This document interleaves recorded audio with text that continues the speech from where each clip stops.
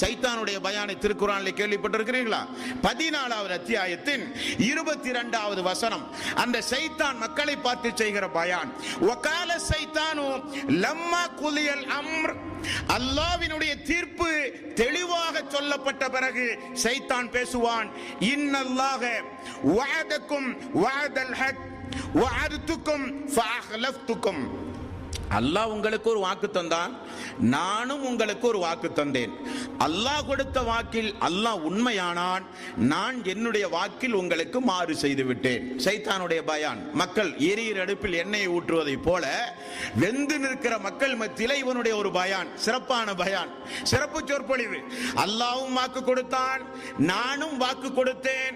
அல்லாஹ் தன்னுடைய வாக்கில் உண்மையாளன் என்று இப்பொழுது நிரூபித்து விட்டான், நான் என்னுடைய வாக்கில் உங்களுக்கு மாறு செய்து விட்டேன் என்று சொல்லுகிறான். மேலும் சொல்லுகிறான், வமா கான லி அலைக்கும் மின் சுல்தானின் இல்ல அன் தஅவுதுக்கும் ஃபஸ்தஜபதும் லி. நானும் உங்களை அழைத்தேன், அல்லாஹ்வும் உங்களை அழைத்தான். என்னை அழைத்து என்னை நீங்கள் பின்பற்றினீர்களே, உங்களுக்கு நான் மாறு செய்து விட்டேன். என்னுடைய அழைப்பை ஏற்றுக்கொண்டீர்கள் என்பதை தவிர இந்த நாளில் என்னை யாரும் திட்டவெல்லாம் கூடாது. யார்? சைத்தான் சொல்லுகிறான், யாரும் என்னை திட்டாதீர்கள். மேலும் சொல்லுகிறான், ஃபலா தலூமூனி வலூமு அன்ஃபுஸக்கும். என்னை யாரும் ஏசாதீர்கள், உங்களை நீங்களே ஏசிக்கொள்ளுங்கள். உங்களை நீங்களே ஏசிக்கொள்ளுங்கள், என்னை யாரும் ஏசாதீர்கள். இன்னி கஃபர்து பிமா அஸ்ரக்துமூனி மின் கபல். மேலும் நீங்கள் இணை வைத்தீர்களே, அதற்கும் எனக்கும் எந்த சம்பந்தமும் கிடையாது, அதற்கும் எனக்கும் எந்த அணுவளவும் சம்பந்தம் கிடையாது என்று சைத்தான் ஒரு பயானையும் மறுமை நாளிலே செய்வான் என்று அல்லாஹ் தஆலா அவனுடைய அருள்மறையாம் திருமறை குர்ஆனிலே குறிப்பிடுகிறான். நண்பர்களே, ஆகவே இந்த உலகத்தில் தெளிவாக ஒன்றை தெரிந்து கொள்ளுங்கள்.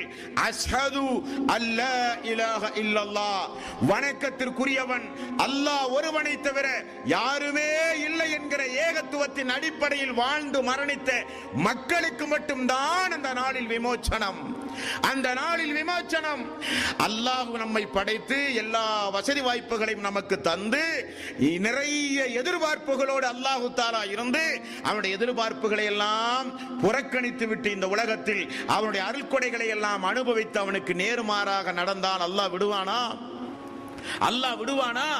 அப்ப அல்லாஹ் தஆலா யாரை வணங்கி வழிபட்டு வந்தீர்களோ, யாரை நம்பி பிரார்த்தனை செய்தீர்களோ, யாரெல்லாம் உங்களை காப்பாற்றுவார்கள் என்று எண்ணினீர்களோ எல்லோரையும் கொண்டு வந்து நிப்பாட்டி இப்படிப்பட்ட விசாரணை மன்றத்தில் விசாரித்து உங்களை இழிவடைய செய்வான், வேதனைக்கு உள்ளாக்குவான் என்பதையெல்லாம் அல்லாஹ் தஆலா தெளிவுபடுத்துகிறான்.